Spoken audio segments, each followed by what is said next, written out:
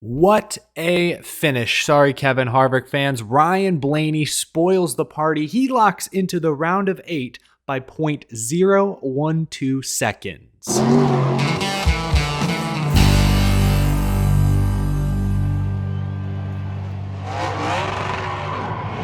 How's it going, y'all? My name is Eric. Welcome to Out of the Groove. Just got done watching the Yellowwood 500 at Talladega Superspeedway. We've got a lot to talk about. Big crashes, close finishes, playoff implications. So much to get to. If you're new to the channel and you love NASCAR, be sure to hit that subscribe button down below. It was all or nothing for NASCAR playoff drivers today. Either you ran well, collected stage points, maybe got a top 5 finish or even the win, or you collected 0 stage points. Total missed opportunity. Maybe you even got caught up in a wreck early on. Very little in between. We'll look at every playoff driver in just a few moments, but I want to begin with the finish. The closing laps of this race became a battle between all 4 Hendrick Chevys lined up on the inside, and on the outside, a hodgepodge of Fords with Kevin Harvick, Stewart-Haas, Ryan Blaney, Team Penske, Riley Herbst front row. Some interesting teamwork, or lack thereof, from Hendrick Motorsports allowed Kevin Harvick and Ryan Blaney to take control of this race. Ryan Blaney with a great move to the inside of Harvick on the white flag to draw up even with him for the lead. 2 drivers with a lot to race for. Ryan Blaney, obviously still alive in this year's NASCAR playoffs, entered this race 11 points below the cut line. Talladega, historically one of his best tracks, this was a great opportunity for him to lock into the round of 8. For Kevin Harvick, who was unfortunately eliminated from the playoffs a couple weeks ago, this was a great shot at one more win. Future Hall of Famer, one of the greatest drivers we've ever seen, hasn't been able to go out on top, largely because his race team has fallen off in recent years. 2 drivers, one young, one old, with so much to race for, drag racing out of turn 4. By mere inches, the textbook definition of a photo finish, it's Ryan Blaney for Team Penske, getting the win, his 3rd Talladega win. He locks into the round of 8. Kevin Harvick came up just short. Half the field crashing behind them.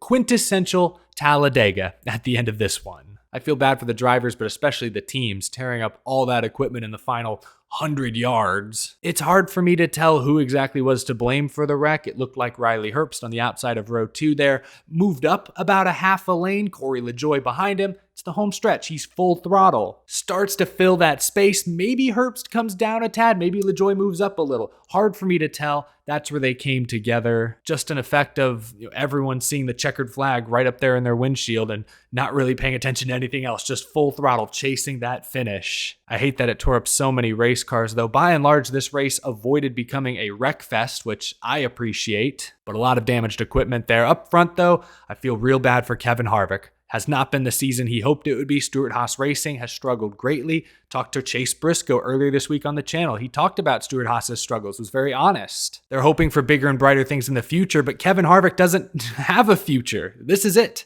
Kevin Harvick is down to now just the final 5 races of his Cup career. He may not get another chance this year to chase a victory. So to come up just short, man, that does sting. But great effort from Kevin Harvick, the closer. Almost closed this one out.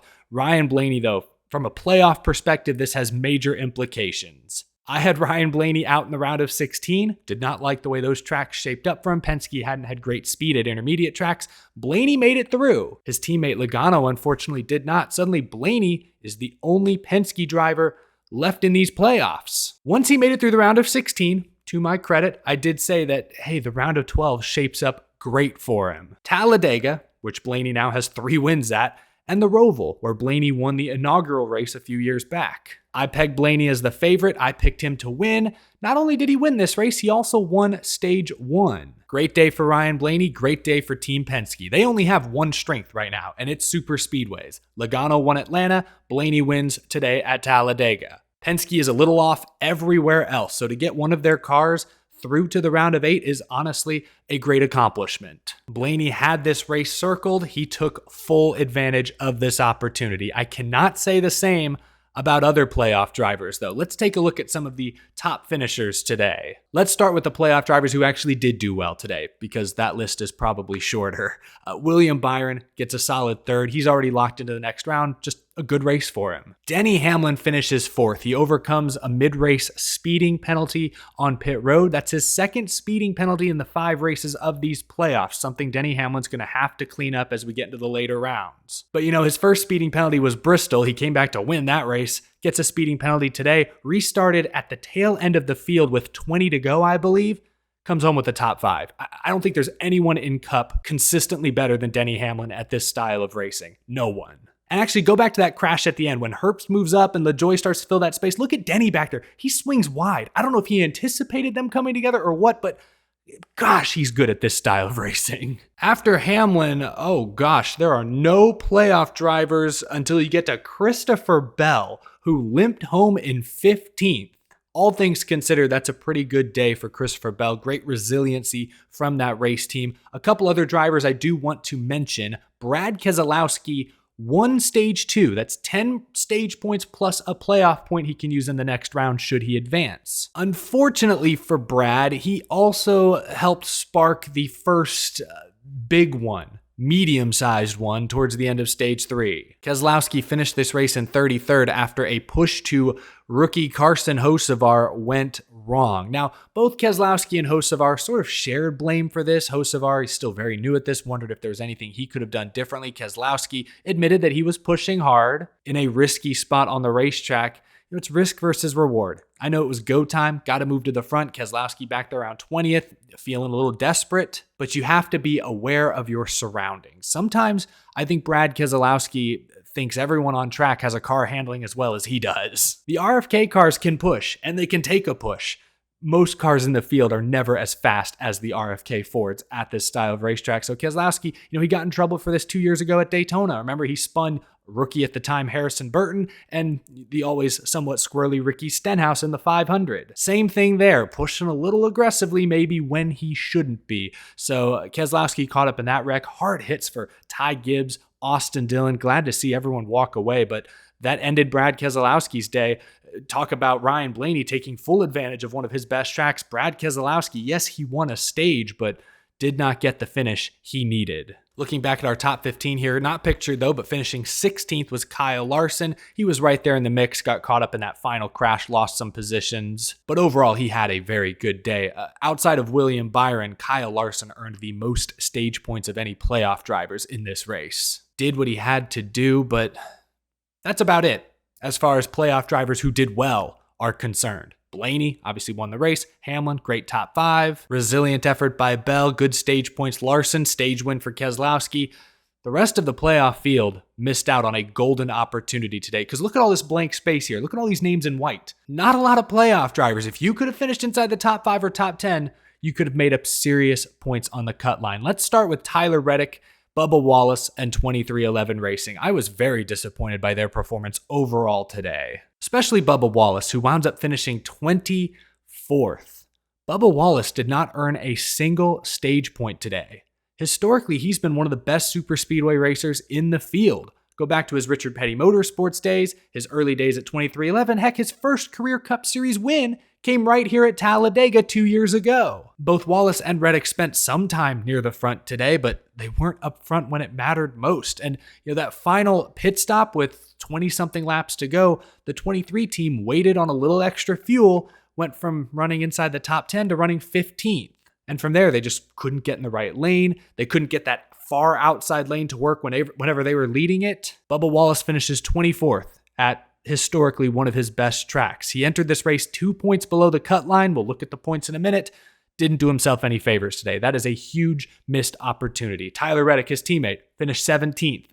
That's not good enough. Another Toyota, Martin Truex Jr., finished 19th. That's 5 races in a row to begin the playoffs without even a top 15 finish. What happened to the regular season champion? I'm not going to hold this race over him too much. Truex has never been great at Talladega, but you'd like to do better than 19th at some point. Chris Buescher was 20th. There was a point 2/3 of the way through this race, maybe early stage 3, where he was making that far outside lane work and was up near the front, challenging for the lead. But by and large, Chris Buescher was not that relevant today. In my opinion, maybe I just missed him. He led a few laps, I'm sure. A lot of guys did.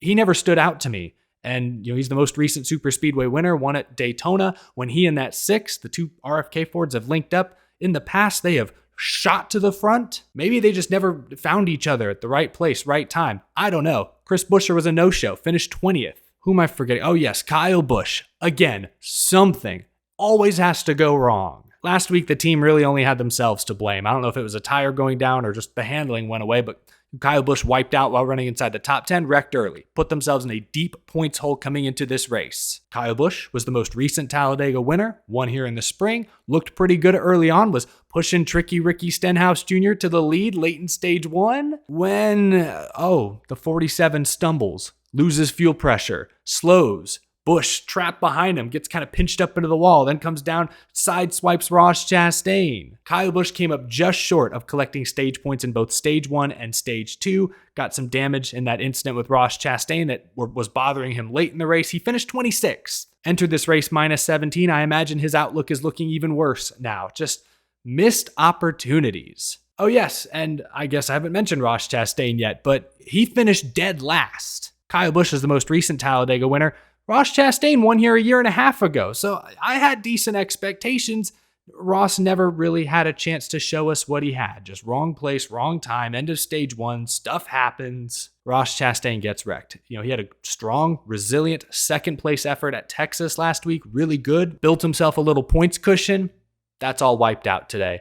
Those are your top finishers. Let's go ahead and take a look at the points now. William Byron and Ryan Blaney, the Killer Bees, are locked into the round of 8. 6 spots are still up for grabs with 1 race remaining, the Charlotte Roval. First impressions when looking at the points, Kyle Busch is in must-win territory. He does have 2 second-place finishes at road courses this year. That 8 car was obviously really fast at road courses a season ago, so there's reasons to be optimistic still, but he will need to win at Charlotte next week. Above him, though, I'm honestly shocked by how tight the standings still are. I guess when nobody takes advantage of what Talladega has to offer, then you all kind of stay close together. Like Busch Chastain finished dead last today. I thought he'd be 20-plus points back, only minus 9. Ross is a pretty darn good road racer himself. He's not out of this. Tyler Reddick, only 2 points back. Great road course racer. He's not out of this. Brad Keselowski is in a very precarious position because he has not looked good on the road courses this year. No, he's looked pretty terrible a few different points this year. Only a 2-point cushion. Brad is going to need a miracle next weekend at Charlotte. Kyle Larson plus 15, Truex, Buescher, all them good road racers.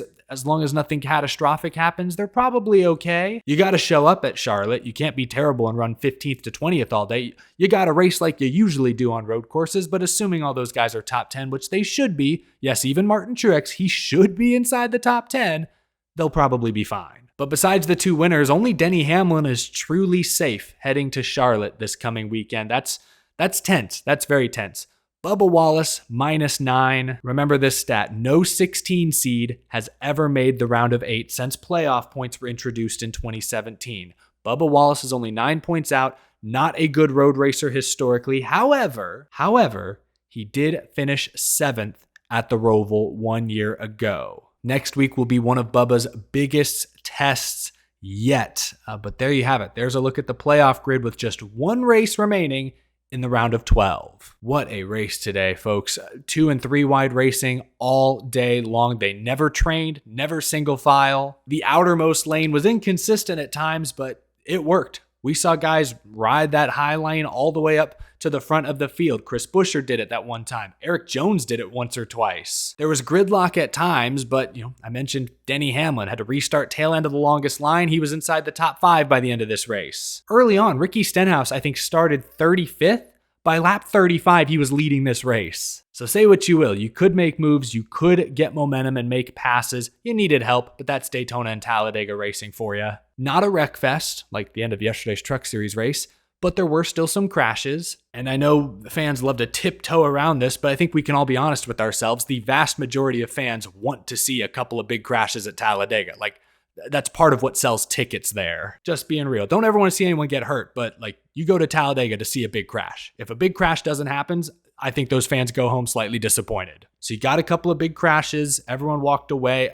I thought this was a great race. Let's put this thing on the groovy gauge. 90% for me. I thought this was the best race of the playoffs so far. It was one of the better super speedway races we've seen this year. I think that second Atlanta race, if I remember, was probably my favorite plate race of the year. I'm trying to remember what happened at the end of the regular season at Daytona. I was there. It was a pretty great race. I remember really the super speedways in general this year, at least for the Cup Series, have been pretty enjoyable. I thought today was no different. Really good race, 90% for me.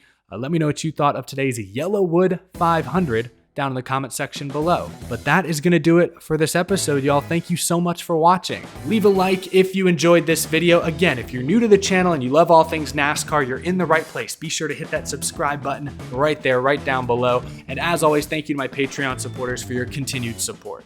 Have a wonderful rest of your weekend, folks. I will see you again this week. Take it easy, y'all. Thanks for watching.